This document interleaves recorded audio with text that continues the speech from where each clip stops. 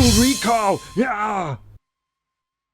The Blair Witch Project was a 1999 horror film directed by Daniel Myrick and Eduardo Sanchez. It starred Heather Donahue, Michael Williams, and Joshua Leonard as three student filmmakers who go missing in the woods of Burkittsville, Maryland, while making a documentary about the fabled Blair Witch. A year after the disappearance, their footage is edited together to show exactly what happened to the missing students. Now, before I get into this, I am going to let you know that there probably will be a few spoilers, so if you've seen Blair Witch Project, which I'm kind of assuming you have, then by all means enjoy. But if you haven't seen it and you don't want spoilers, I'll let you know when the spoilers are coming up, okay? So hang in there and I'll give you a warning.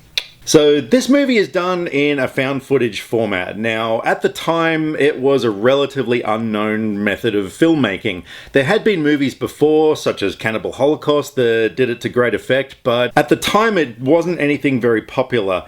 This movie was kind of a pioneer in a way. When you think of found footage films, people go straight to the Blair Witch Project. And at the time, this movie was a massive success all around the world, not just because of the film, but because of the viral marketing campaign. At the time, the internet was still in its infancy, and they used it to great effect.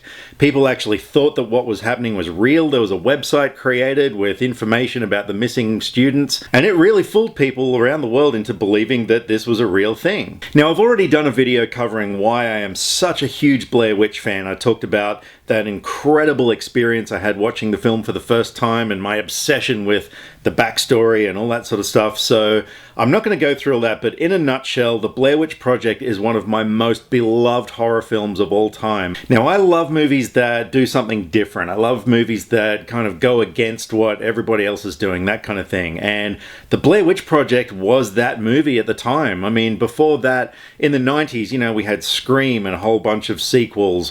Leading into the early 2000s, there were things like Urban Legend, I Know What You Did Last Summer, all these slick, polished teen horror movies that were kind of hit and miss, really. But then the Blair Witch came along and was like the anti-horror film. I mean, this thing had crap cinematography because it was the actors who were actually operating the cameras. There was no musical score. It was a really raw kind of film, but that was the reason I loved it so much, was because all that rawness just added to the realism of it.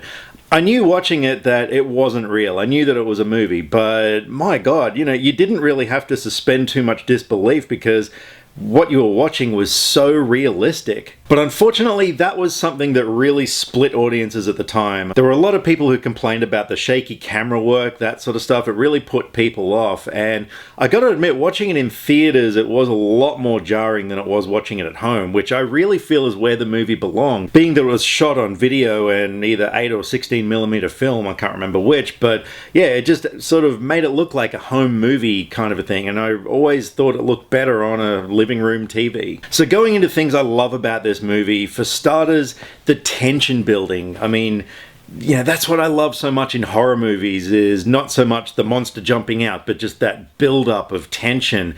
And, well, let's face it, this movie didn't have a monster jumping out at all. I thought the performances from the three leads were great, mainly because a lot of the time it was genuine. They really were being put through hell in this movie. At night when they were asleep, the filmmakers would leave notes outside of their tent. There was never really a script as such, just sort of a guide for the next day. Like, for instance, when Heather Donahue does that, you know, close up into the camera with the snot running out of her nose, I believe the note that was left was just confess. And that's all they had to go on. But, you know, a lot of the time the filmmakers really were tormenting these people, and half the time when they're running out of the tent screaming and that sort of thing, it was actually genuine. And I thought the relationship between the three, how it dissolves as it gets towards the end of the film, added to the tension as well. You know, I mean, not only did you have an outside presence that was affecting them, but the actual friendship between the three and the trust in each other, that sort of thing, was all decaying as it went on. And, you know, towards the end, especially when Josh goes missing, it's just the last two. I thought by then, you know, with everything that had been going on, they'd pretty much reached the edge of their sanity, and their faith in each other was just gone. You know, it just ruined these people, and I really thought that added to the whole atmosphere of it. Now, this is where I'm going to get into some spoiler territory, so if you don't want to watch any further, by all means, click off now, but yeah, here come the spoilers. The ending.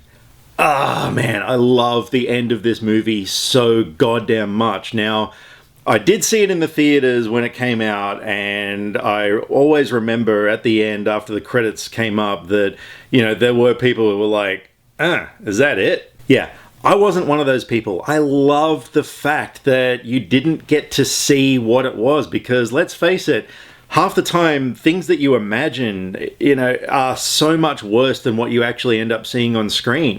And that iconic image of Mike standing in the corner facing the wall, holy crap, that scarred me for life. I thought that was just such an intensely creepy image. And then, you know, when you see the camera getting knocked out of Heather's hand and you don't see what happens to her, again, you know, it's that whole thing of just what you're imagining is probably far worse than what you might have actually seen on screen. So I thought the ending was utterly perfect. So as far as things that I didn't like about the Blair Witch Project, which were very minimal, I got to admit, as much as I liked the cinematography style in the film, which was so raw and, you know, added to the realism, it can be a little bit jarring at times. There were some scenes where I did sort of want to see what they were running from, that kind of thing. But again, like I said, you know, imagining what it was probably far worse than what they actually saw. But there were times where it was a little bit confusing to see what was going on, and particularly when you see it on a cinema screen. And the only other thing that I could really criticize it about was towards the end of the film, particularly after Josh went missing,